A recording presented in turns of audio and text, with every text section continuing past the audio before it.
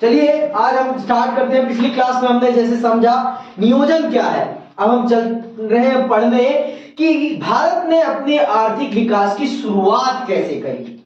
हमने वहां समझ लिया कि हमने किस अर्थव्यवस्था का अनुसरण किया अपने देश के विकास के लिए। तो हमने किस अर्थव्यवस्था, किस आर्थिक विचारधारा का अनुसरण किया अपने आर्थिक विकास के लिए? मिश्रित अर्थव्यवस्था, मिक्स इकोनॉमी। Mixed economy. हमने किस वैचारिक अर्थव्यवस्था, किस आर्थिक विचारधारा का अनुसरण किया? मिक्स्ड इकोनॉमी, मिश्रित अर्थव्यवस्था। और हमने यह भी समझा कि नियोजन का क्या महत्व है, और नियोजन के लिए हमारे देश में एक संस्था का निर्माण किया गया। उस संस्था का नाम क्या है? योजना आयोग। और आज उसे किस नाम से जाना जाता है? नीति आयोग के नाम से जाना जाता है। ठीक है, चलिए अब शुरुआती कदम भारत ने क्या उठाए आइए समझते हैं। सोवियत संघ की तरह भारत के योजना आयोग ने भी पंचवर्षीय योजना का विकल्प चुना। इसके पीछे एक सीधा साधा विचार था कि भारत सरकार अपनी तरफ से एक दस्तावेज तैयार करेगी जिसमें अगले 5 सालों के लिए उसकी आमदनी और खर्चे की योजना होगी। तो हमने भी सोवियत प्रणाली के आधार पर पंचवर्षीय योजना का अनुसरण किया, जिसमें हम आने वाले आगामी 5 सालों की पूरी रूपरेखा तैयार कर लेते हैं कि हमारी आमदनी के क्या तरीके होंगे। आमदनी मतलब कमाई के क्या, हमारे पास कमाई कैसे आएगी और हम उस कमाई को किस प्रकार से खर्च करेंगे। इसको कहते हैं पंचवर्षीय योजना, 5 ईयर प्लान। क्या कहते हैं? 5 ईयर प्लान। समझ में आ गई बात? आगे सुनो। इस योजना के अनुसार केंद्र सरकार और सभी राज्य सरकारों के बजट को 2 हिस्सों में बांटा गया। एक हिस्सा गैर योजना व्यय का था, इसके अंतर्गत सालाना आधार पर दीनमंदों पर खर्च करना था। दूसरा हिस्सा योजना व्यय का था। योजना में तय की गई प्राथमिकताओं को ध्यान में रखते हुए इसे 5 साल की अवधि में खर्च करना था। पंचवर्षीय योजना पर अमल करने का एक फायदा यह था कि सरकार के सामने अर्थव्यवस्था की एक बड़ी तस्वीर होती थी और वह अर्थव्यवस्था में लंबी अवधि के हस्तक्षेप कर सकती थी। तो आपने देखा हमने खर्चों को 2 रूपों में बांट दिया। हमने खर्चों को 2 रूपों में बांटा। एक था आपका गैर योजना व्यय, अनप्लैन्ड एक्सपेंडिचर। अनप्लैन्ड एक्सपेंडिचर किसी देश को क्यों चाहिए, आप बता सकते हो मुझे? भाई एक तो प्लान एक्सपेंडिचर होता है कि जिसकी हमने पूरी रूपरेखा तैयार कर रखी है कि हाँ हम ये काम करेंगे और ये खर्च होंगे। जैसे आपके भी घर के हर महीने का आपका फैमिली बजट होता है ना, कि हम ये काम करना है। राशन फिक्स होता है कि इतना राशन आना है, राशन का बजट अलग, इतना बच्चे की पढ़ाई में जाना है। तो सेम वैसे ही देश का भी है, वैसे ही देश का भी है। एक होता है प्लान, जिसका पता है भाई होना ही होना है ना, जिसका पता होता है वो क्या होता है, वो प्लान एक्सपेंडिचर, जिसको आप एक नियोजित तरीके से बनाते हैं खर्च, वो आपका क्या कहलाता है? Plan expenditure.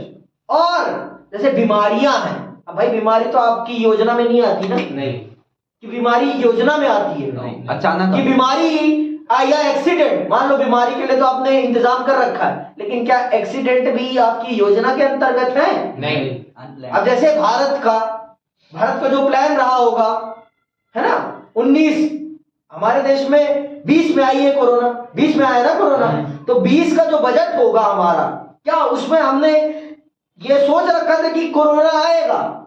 नहीं सोच रखा। तो क्या भारत ने कोरोना के लिए अपने देश के खर्चे कर रखे थे? देश का पैसा बचा रखा था? नहीं। तो इसी तरीके से हर देश 2 प्रकार के खर्चों के लिए हमेशा बजट को बांटता है। एक होता है उसका योजना व्यय, जो तो तय है, जिसके लिए तो हमने खुद ही पैसा निकाल रखा है, ये काम करने हैं तो इसके लिए पैसा तो इतना लगेगा। और एक होता है अनियोजित व्यय, अनप्लैन्ड एक्सपेंडिचर। वो वो खर्चे जिसकी हमें कोई शुद्ध शाखा नहीं है कि वो खर्चे कब आ जाएं। तो हमने खर्चों को 2 रूपों में बांट दिया। हमने अपने बजट को 2 रूपों में बांट दिया, एक नियोजित व्यय और एक गैर नियोजित व्यय। ठीक, तो इस तरह से हमने अपने देश का विकास प्रारंभ किया। ठीक,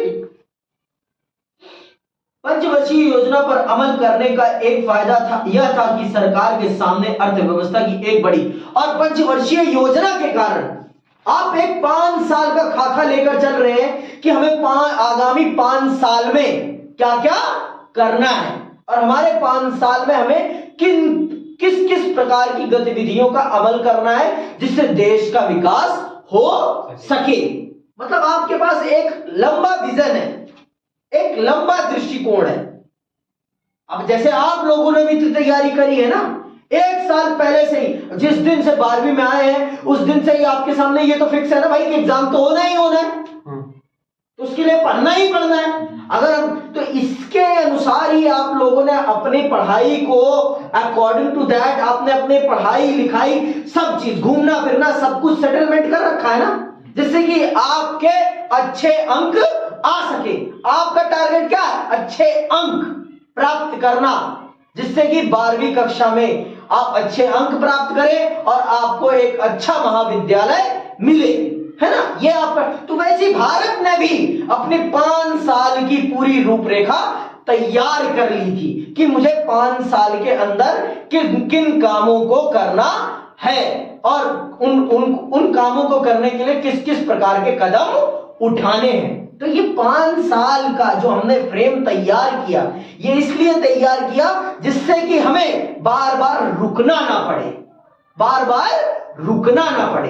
क्योंकि जितना रुकावट पड़ेगी, कहते हैं ना, जितना आप रुक के बढ़ेंगे उतना ही आपको समस्याओं का सामना करना पड़ेगा। समझ में आई बात? रुकिए मत, धीरे ही चलिए लेकिन चलते रहिए। रुकिए मत, चलते रहिए तो आप निश्चित तौर पर अपने मुकाम पर पहुंच जाएंगे। खरगोश के हारने का मुख्य कारण क्या था? वो बीच में रुक गया और सो गया, और उसका रुकना और सोना ही उसकी हार का मुख्य कारण बना। खरगोश के हारने का कारण, और कछुआ क्यों नहीं हारा? क्योंकि वो धीरे धीरे चला लेकिन रुका नहीं। कंसिस्टेंसी मैटर करती है। आपके किसी भी, आप रोज एक एक चैप्टर पढ़िए, एक चैप्टर, आपके पास अंत में कुछ नहीं बचेगा पढ़ने के लिए, फिर आप दोहरा पाएंगे। तो इस बात को समझिए।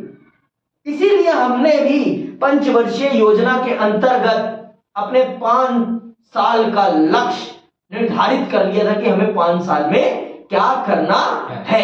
समझ में आई बात? आगे सुनिए। 1951 में प्रथम पंचवर्षीय योजना का प्रारूप जारी हुआ। हमारी पहली पंचवर्षीय योजना कब तैयार हुई? दिसंबर 1951।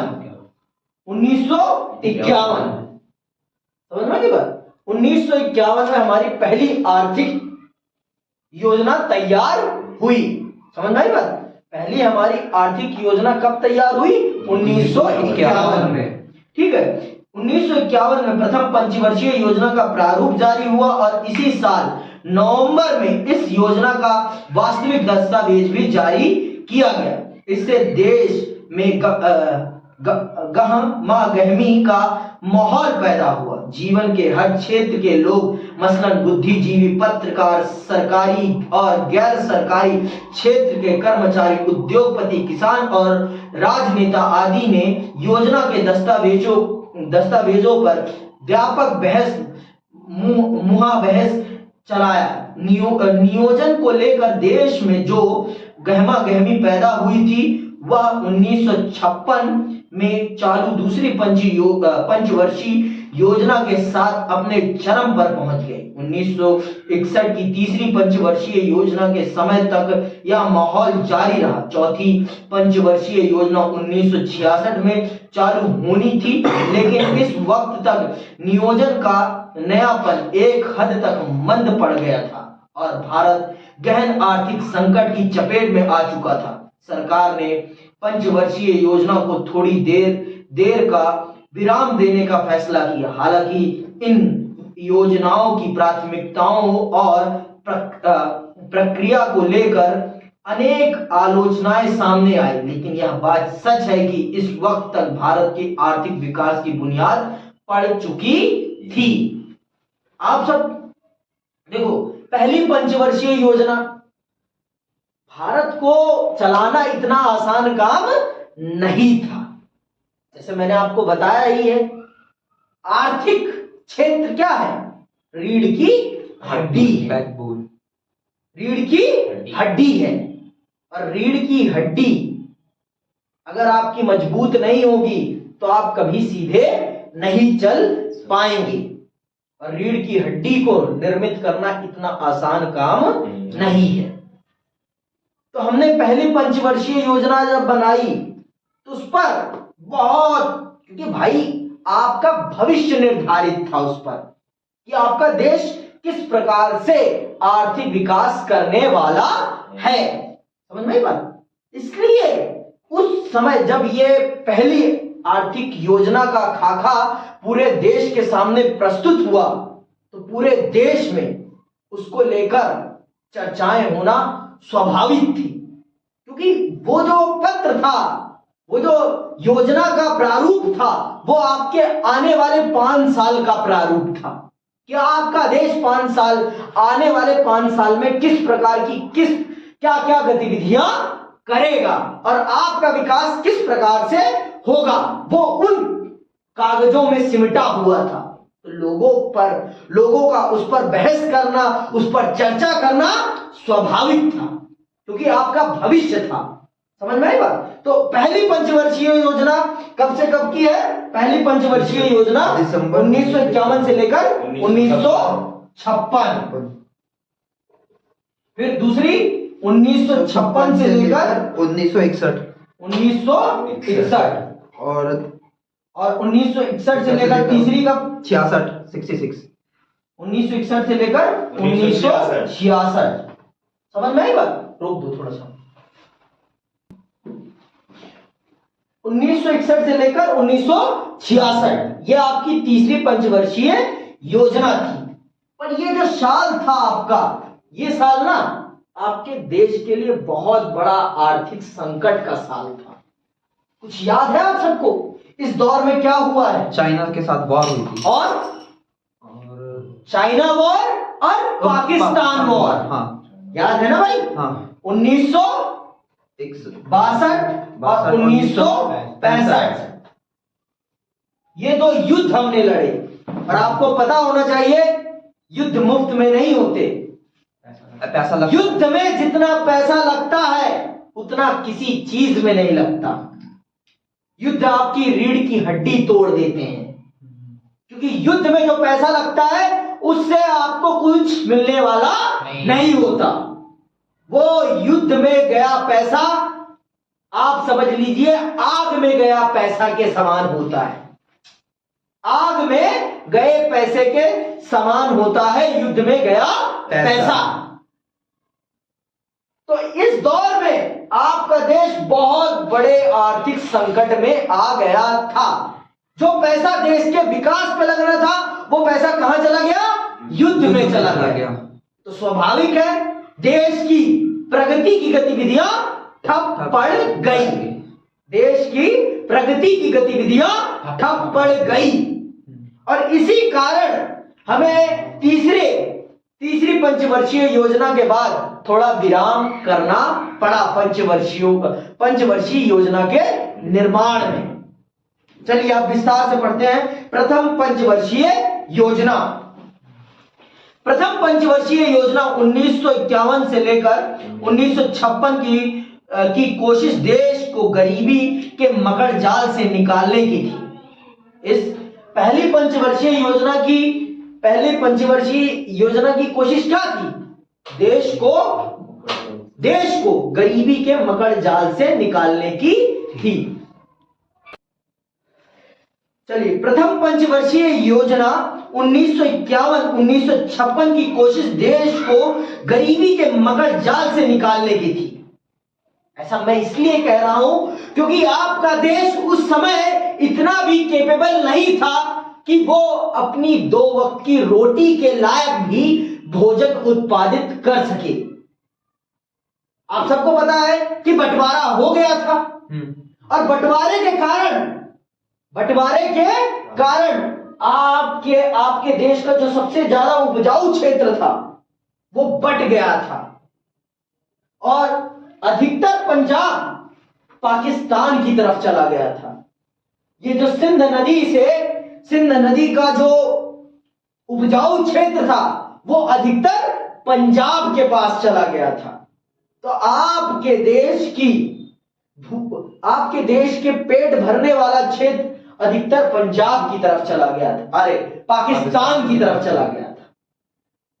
लोग कहते हैं बंटवारे का कोई नुकसान नहीं हुआ है, हमें ये वो फलाना ढमकाना, बंटवारा होना बहुत जरूरी था। लेकिन बंटवारे से हमारे देश को जो आर्थिक नुकसान, सामाजिक राजनीतिक नुकसान हुआ है वो आज भी हम भुगत रहे हैं, आज भी हम उसको भुगत रहे हैं और भुगतते रहेंगे। अगर वो बंटवारा नहीं हुआ होता तो 65 का युद्ध नहीं हुआ होता, और अगर 65 का युद्ध नहीं हुआ होता तो आपके देश के विकास का पैसा बेफजूल में देश की सुरक्षा पे खर्च नहीं होता। इस बात को समझिएगा कि युद्ध आपके देश के विकास की सबसे बड़ी बाधा है। वो आपको आपके विकास से 10 साल पीछे ले जाता है। और हमने तो एक ही टर्म में 2 युद्ध लड़े, एक ही टर्म में 2 युद्ध लड़े।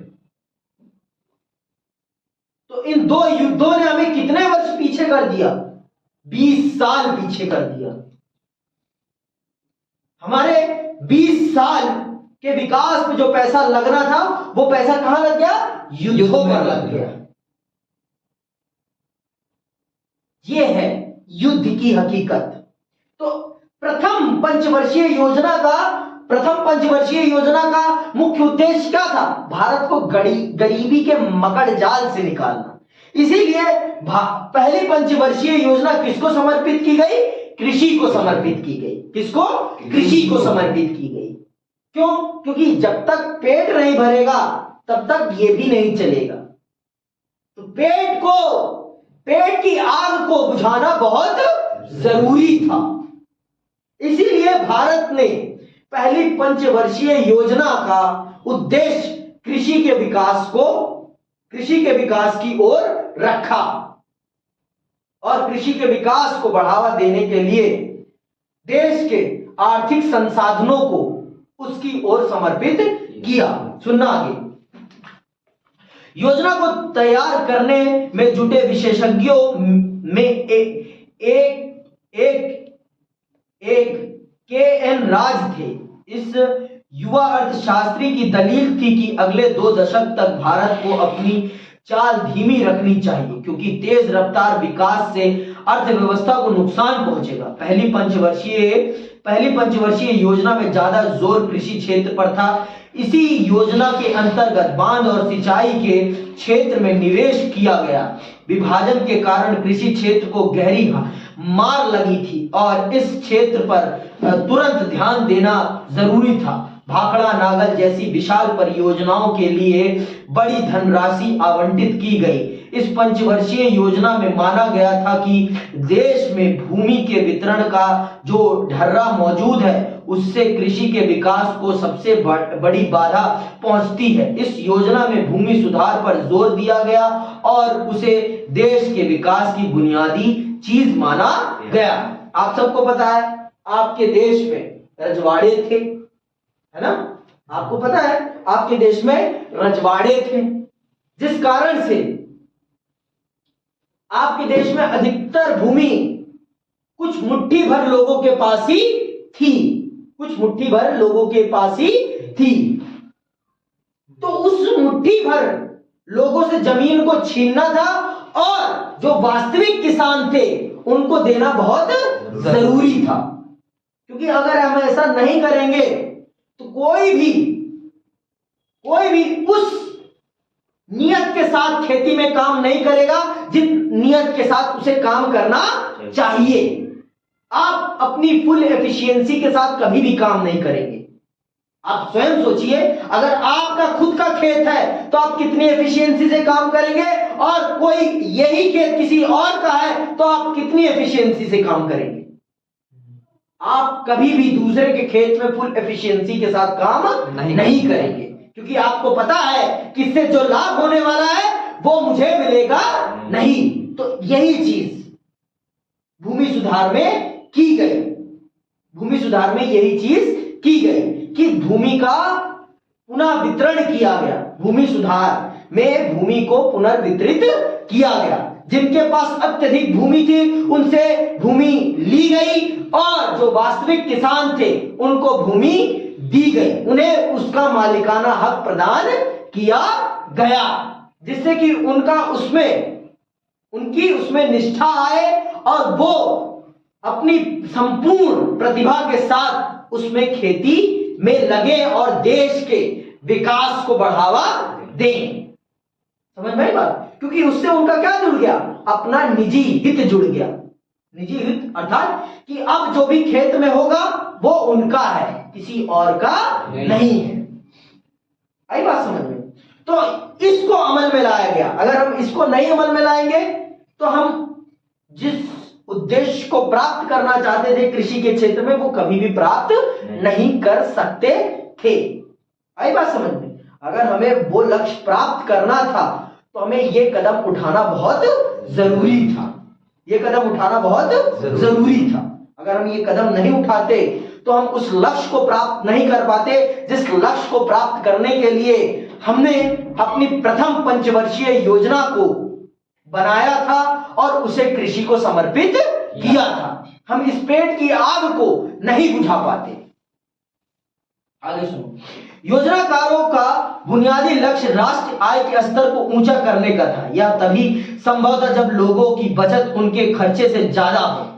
समझ में आ रही बात? आपको अगर देश की आय बढ़ानी है तो लोगों के पास इतनी आय होनी चाहिए कि खर्च के बाद उनके पास कुछ बचे। आमदनी अधिक, खर्चा कम, तभी तो सेविंग्स होगी ना, तभी तो सेविंग्स होगी। लेकिन उस समय आपके देश के लोगों की इतनी आय नहीं थी कि उनका खर्चा कम हो और आय अधिक, ये उस समय नहीं थी। तो इस कृषि नीति के माध्यम से यही करने का प्रयास किया गया। कृषि नीति के माध्यम से यही करने का प्रयास किया गया, पर दुर्भाग्य से हम ये कर पाने में सफल नहीं हो पाए। क्यों? क्योंकि समाज ने उस निष्ठा से काम नहीं किया, या कह सकते हैं कि परिस्थितियां उसके अनुसार नहीं थी। देखो, सबसे बड़ी चीज होती है परिस्थितियां। परिस्थितियां किसी भी चीज को किसी भी प्रकार में बदल सकती हैं। परिस्थितियां आपको फर्श से अर्श पर भी ले जा सकती हैं और अर्श से फर्श पर भी ला सकती हैं। इंसान परिस्थितियों का गुलाम है। इंसान परिस्थितियों का गुलाम है। इस बात को समझ लो आप। आगे सुनो। 1950 के दशक में खर्च का स्तर भी बहुत नीचे था। भाई स्वाभाविक है ना, लोगों के पास पैसा है तो खर्च भी कहां से करें? खर्च करने के लिए क्या होना चाहिए? जेब में पैसा भी तो होना चाहिए ना। पैसा था ना, खर्च करने के लिए पैसा था ना, आमदनी थी, कुछ नहीं था उस समय हमारे पास। हम नील बटा सन्नाटा थे, है ना। नील बटा सन्नाटा मतलब कुछ नहीं। कुड़की थी, कुड़की जेब, कुछ नहीं, कुछ नहीं, ये स्थिति थी। तो आज के समय में जो भारत आपको मिला है ना, वो बहुत समृद्ध है, बहुत, उसकी अपेक्षा में। आप 3-3 वक्त का भरपेट भोजन कर रहे हैं। आप बहुत बढ़िया स्थिति में हैं। अगर उस स्थिति में होते तो आज आप यहां बैठे नहीं होते। तो अपने आप को बहुत सौभाग्यशाली समझा करो और अपने इस सौभाग्य पर, इतराया करो और पढ़ो यार, पढ़ो, क्योंकि आप ही इसके भविष्य हो। इस राष्ट्र को बनाने का दायित्व आप पर ही है। आप ही सरकार का चयन करते हैं, तो उचित सरकारों का चयन करो जो आपके देश के विकास को सही रास्ता प्रदान करे। सही रास्ता, अपना हित न साधे, राष्ट्र का हित साधे, ऐसी सरकारों का चयन करो। आपका एक वोट, आपका एक वोट देश के 5 साल निर्धारित करता है। समझ में आई बात? आपका एक वोट देश के 5 साल निर्धारित करता है कि देश किस रास्ते पर जाएगा। तो इसलिए एक वोट का बहुत उचित प्रकार से प्रयोग करें। समझ में आई बात? आगे सुनो। 1950 के दशक में खर्च का स्तर भी बहुत नीचे था। इसे अब और कम नहीं किया जा सकता था, क्योंकि इससे कम तो हो ही नहीं सकता था। भाई कोई अपनी जरूरतें थोड़ी ना खत्म कर देगा, कुछ होती है। समझ में आया बात? अनएक्सपेक्टेड, जैसे बताया ना, अनएक्सपेक्टेड एक्सपेंडिचर, कुछ ऐसे खर्चे होते हैं जो आप कभी, चाहे आपकी कमाई हो या ना हो, वो खर्चा तो होना ही होना है। समझ में आई बात? वो खर्चा तो होना ही होना है, कुछ भी हो जाए। आगे सुनो। इसे अब और कम नहीं किया जा सकता था। योजनाकारों ने बचत को बढ़ावा देने की कोशिश की। यह काम भी कठिन था, क्योंकि देश में रोजगार के काबिल जितने लोग थे, उनकी तुलना में देश का मौजूदा पूंजी भंडार कम था। बहरहाल नियोजन की प्रक्रिया में लोगों की बचत तीसरी पंचवर्षीय योजना तक बढ़ी, लेकिन यह बचत उम्मीद के अनुरूप नहीं थी। प्रथम पंचवर्षीय योजना की शुरुआत में इससे कहीं ज्यादा बचत की उम्मीद की गई थी। बाद के दिनों में, यानी 1960 के दशक से लेकर 1970 के दशक के शुरुआती सालों तक बचत की मात्रा में लगातार कमी आई। औद्योगिकीकरण की तेज रफ्तार, आपकी दूसरी पंचवर्षीय योजना। दूसरी पंचवर्षीय योजना का उद्देश्य क्या था? दूसरी पंचवर्षीय योजना का उद्देश्य औद्योगिकीकरण था, क्योंकि जब तक आप अपने राष्ट्र में उद्योग नहीं स्थापित करोगे, तब तक आप कभी भी विकास के उस लक्ष्य को प्राप्त नहीं कर पाओगे जो आप प्राप्त करना चाहते हैं। क्योंकि यहीं से आपके देश के विकास का, आपके देश के विकास का वो बिल्डिंग तैयार होती है जिस पर राष्ट्र टिका होता है। समझ में आई बात समझ रहे हो मेरी आप? कि ये जो उद्योग है ना, बिना उद्योग के आप एक आधुनिक राष्ट्र की कल्पना नहीं कर सकते। आप बिना उद्योग के एक आधुनिक राष्ट्र की कल्पना नहीं कर सकते। अगर आपको एक बेहतर राष्ट्र का निर्माण करना है, तो आपको एक बेहतर औद्योगिक ढांचा भी चाहिए। क्योंकि आप गन्ना उगा रहे हो, लेकिन अगर उसकी चीनी नहीं बना पा रहे हो, तो आप उसका लाभ नहीं उठा पाएंगे। आप स्वयं बताओ, गन्ना बेचने में ज्यादा फायदा है कि चीनी बेचने में ज्यादा फायदा है? चीनी। और चीनी बनाने के लिए क्या चाहिए? इंडस्ट्रीज, उद्योग चाहिए। तो कच्चा माल बेचने में फायदा है कि पक्का माल बेचने में फायदा? पक्का। बताओ, लकड़ी बेचने में फायदा है कि कागज बेचने में फायदा है? कागज। अब बात समझ में आ गई? बात गुड्स ये सब बेचने में समझ में आ गई बात? आप खुद ही सोचो, दूध बेचने में ज्यादा फायदा है कि उसकी मिठाई बेचने में ज्यादा फायदा है? मिठाई। यही बात। तो हम अगर अपना कृषि क्षेत्र कितना भी बेहतर कर लेते, लेकिन जब तक उद्योग क्षेत्र नहीं बेहतर होता, तब तक हम एक आधुनिक राष्ट्र, एक विकासशील राष्ट्र नहीं बन सकते थे। इस बात को हमारे योजनाकारों ने समझा और दूसरी पंचवर्षीय योजना का उद्देश्य औद्योगिक विकास रखा। क्योंकि बिना उद्योग के देश कभी भी वास्तविक रूप में विकास की प्राप्ति नहीं कर सकता है। अगर एक राष्ट्र को अपना विकास प्राप्त करना है तो उसको अपने उद्योग चाहिए ही चाहिए। तो सुनिए आप, दूसरी पंचवर्षीय योजना में भारी उद्योगों के विकास पर जोर दिया गया। पीसी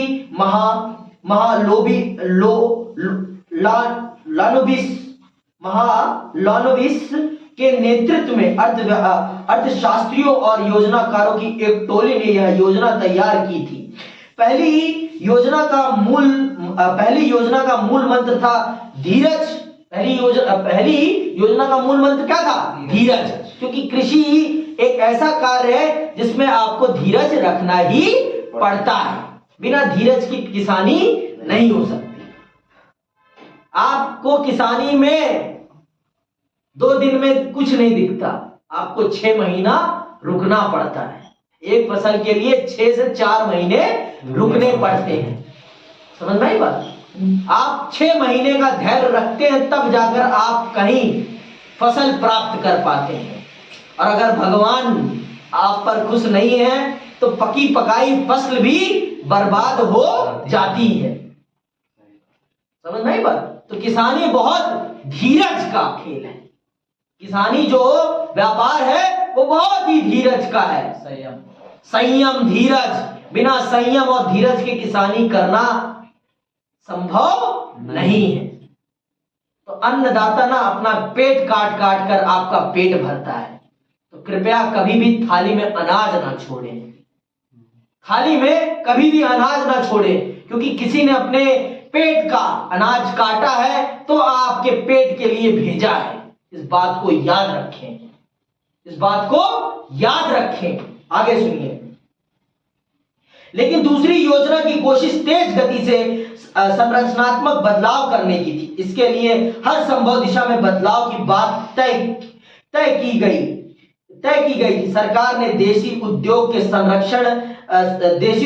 को संरक्षण देने के लिए आयात पर भारी शुल्क लगाया। देखो, हमारे देश ने जब औद्योगिक नीतियां बनाई तो हमारे देश के उद्योगों को संरक्षण देने के लिए उसने आयात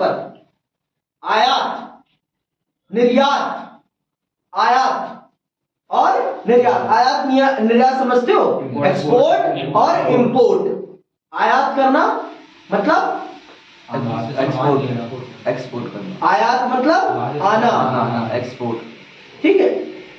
इंपोर्ट आना, आयात करना, एक्सपोर्ट मतलब यहाँ से एक्सपोर्ट मतलब यहाँ से गया, जाना। तो हमने क्या, आयात पर बहुत सारे प्रतिबंध लगाए। जिससे हमारे देश की कंपनियों को संरक्षण मिल सके। क्योंकि आप खुद ही बताओ, पहली क्लास का बच्चा 5th या 10th क्लास के बच्चे के साथ कंपीट कर सकता है? नहीं। तो अभी तो हमारे उद्योग क्या थे? पहली क्लास के बच्चे थे। वो अमेरिका, ब्रिटेन, फ्रांस, यूएसएसआर की कंपनियों के साथ कंपीट कर सकते थे? नहीं। तो इसीलिए उनको संरक्षण देना स्वाभाविक था, जिससे कि वो ग्रोथ कर सके। ग्रोथ कर सके। समझ में आई बात? इसीलिए हमने क्या करा? आयात पर बहुत सारा शुल्क रखा, जिससे कि भारत में अगर कोई बाहर की चीज मंगाना चाहे तो उसे बहुत भारी टैक्स देना पड़े। तो जिससे कि वो व्यक्ति अगर केपेबल है तो बाहर की चीज मंगाए, अगर वो टैक्स देने में केपेबल नहीं है तो वो भारत की चीज को ही खरीदे और भारत के उद्योग को ही प्रमोट करे। जैसे आज हम मेक इन इंडिया या सेल्फ रिलायंस, आत्मनिर्भर भारत की बात आज हम जिसको कर रहे हैं, ये भारत के प्रारंभिक काल में ही हो चुकी थी। जब भारत ने अपनी औद्योगिक नीतियां बनाई तभी भारत ने स्वावलंबी भारत की कल्पना करी थी। सेल्फ रिलायंस की बात कही थी। लेकिन कुछ नीतिगत और कुछ हमारे देश की गलती, नागरिकों की गलतियों के कारण और हमारे सरकारी मॉडल के कारण वो नीति विफल हो गई। नहीं तो आज हम अपने आप में इतने केपेबल होते हैं कि हमें किसी भी प्रकार की चीजों के लिए किसी के ऊपर निर्भर रहने की कोई जरूरत नहीं थी। समझ में आई बात? आगे सुनो। संरक्षण की इस नीति से निजी और सार्वजनिक क्षेत्र के उद्योगों को आगे बढ़ने में मदद मिली। चूंकि इस अवधि में बचत और निवेश दोनों ही बढ़ रहे थे, इसीलिए बिजली, रेलवे, इस्पात, मशीनरी और संचार जैसे उद्योगों को सार्वजनिक क्षेत्र में विकसित किया जा सकता था। दरअसल औद्योगिकीकरण पर दिए गए इस जोर ने भारतीय अर्थव्यवस्था के विकास को एक नया आयाम दिया। मैंने आपको बताया है कि अगर आपको देश को आर्थिक रूप से खड़ा करना है तो आपको उद्योगों को बढ़ावा देना ही पड़ेगा। बिना उद्योगों को बढ़ावा दिए आप आर्थिक विकास की कल्पना नहीं कर सकते हैं। और इस काल में भारत के जो प्रमुख उद्योग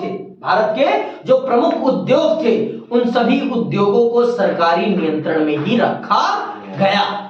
जैसे कौन कौन सा? जैसे आपका रेलवे हो गया, बिजली हो गया, इस्पात हो गया, मशीनरी हो गया, संचार हो गया, ये इन सभी प्रकार के उद्योगों को सरकारी नियंत्रण में ही रखा गया। मतलब इन कामों को करने की जिम्मेदारी सरकारी कंपनियों को ही सौंपी गई, जिसका आज निजीकरण हो रहा है धीरे धीरे। आज आपकी जो पहले इंडियन रेलवे, ये रेलवे जो थी संपूर्ण रूप से भारत की थी, भारत सरकार इसे चलाती थी, लेकिन अब धीरे धीरे इसका भी निजीकरण किया जा रहा है। और भारत की बहुत सारी, आप में से कोई भारत की सरकारी संचार कंपनी का नाम जानता है? एक भी भारत की सरकारी संचार कंपनी का नाम जानते हो?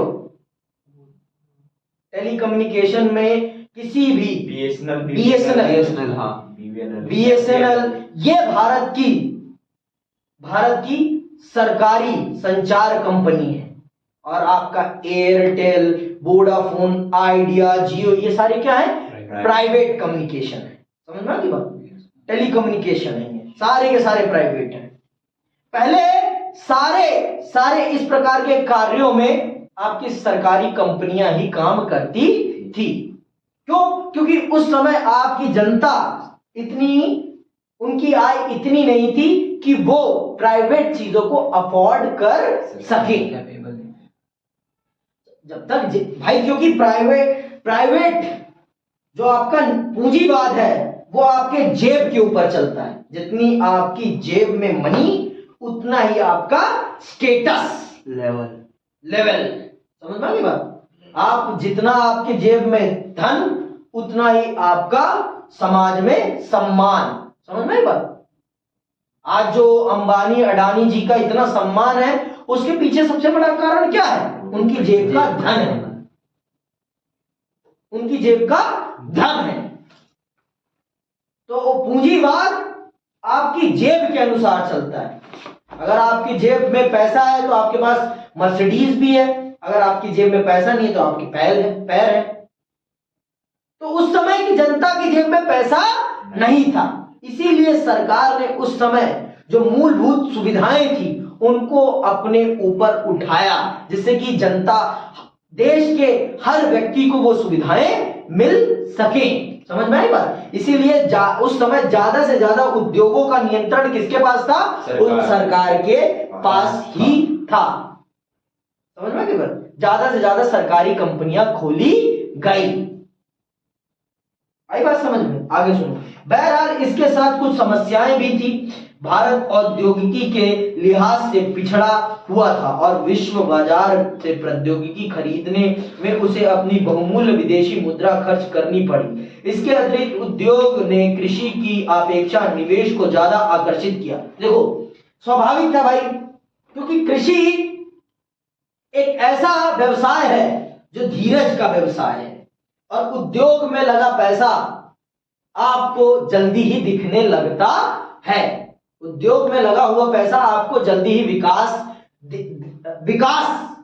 दिखाता है, लेकिन कृषि में लगा हुआ पैसा जल्दी विकास नहीं दिखाता। इसीलिए जब औद्योगिकीकरण की बात आई तो लोगों ने लोगों के पास जो पैसा था, लोगों ने उस पैसे को देश में निवेश करना भी प्रारंभ किया।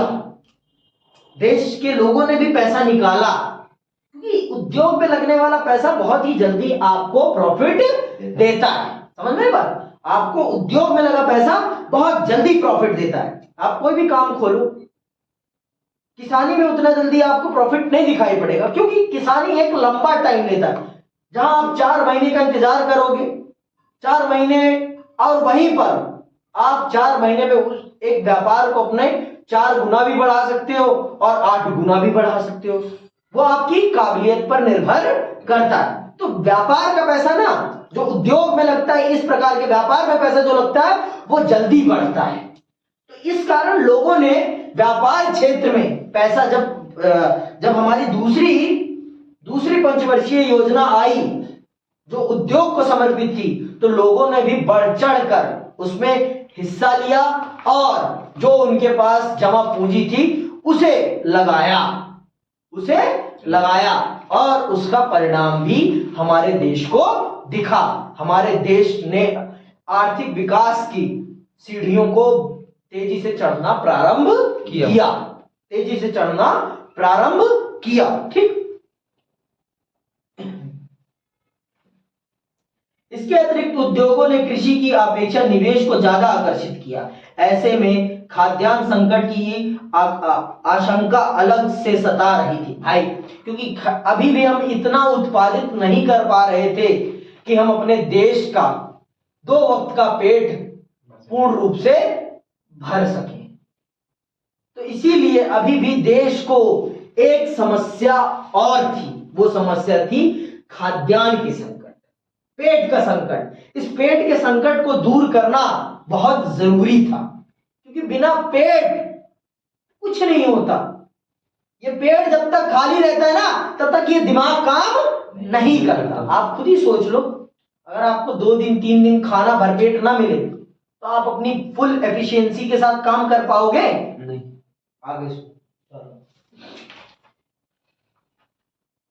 भारत के योजनाकारों को उद्योग और कृषि के बीच संतुलन साधने में भारी कठिनाई आई। तीसरी पंचवर्षीय योजना दूसरी योजना से कुछ खास अलग नहीं थी। आलोचकों ने ध्यान दिलाया कि इस समय से योजना की रणनीतियों में धीरे धीरे शहरों की तरफदारी होती नजर आती है। कुछ अन्य लोगों का मानना था कि कृषि की जगह उद्योग को प्राथमिकता देकर गलती की गई। कुछ ऐसे भी लोग थे जो चाहते थे कि भारी उद्योगों की जगह कृषि आधारित उद्योगों पर जोर दिया जाए। बहुत सारे नेता थे कि ये मानते थे कि भारत एक कृषि प्रधान राष्ट्र है, तो उसे ऐसे उद्योगों को बढ़ावा देना चाहिए था जो कृषि से ही संबंधित हो, जिससे कि हमारा ग्रामीण परिवेश भी आर्थिक विकास कर सके, और शहर के साथ ही आगे बढ़ता चले। समझ में बात? पर देश की परिस्थितियां, मैंने कहा ना, देश की परिस्थितियों ने नीतियों को इस प्रकार से निर्मित किया, और ये सच बात है, जब तक आपके देश में बाजार का निर्माण नहीं होगा तब तक आपका आर्थिक विकास संभव नहीं हो सकता है। ये भी एक यथार्थ है, लेकिन ये भी एक सच है कि जब तक आप अपने गांवों का उचित निर्माण नहीं करेंगे तब तक आपका शहर भी उचित रूप से निर्मित नहीं हो पाएगा। आज शहरों की बढ़ी हुई जनसंख्या का मुख्य कारण क्या है? मुख्य कारण गांवों का विकसित ना होना। अगर गांव उस रूप में विकसित होते तो जनता शहरों की तरफ नहीं भागती। अगर गांव में भी उसी गुणवत्ता की शिक्षा, स्वास्थ्य और उद्योग और बाजार होता तो गांव की जनता यहां नहीं भागती। तो वो भी, उन लोगों का कहना भी उचित था कि भारत की जो ये योजनाएं थी, इनका प्रमुख उद्देश्य भारत के कृषि प्रधानता के आधार पर योजनाएं बनाना होना चाहिए था। अब हम अगली क्लास में पढ़ेंगे मुख्य विवाद क्या थे, और हो सकेगा तो अगली क्लास में हम इस चैप्टर को समाप्त भी कर देंगे।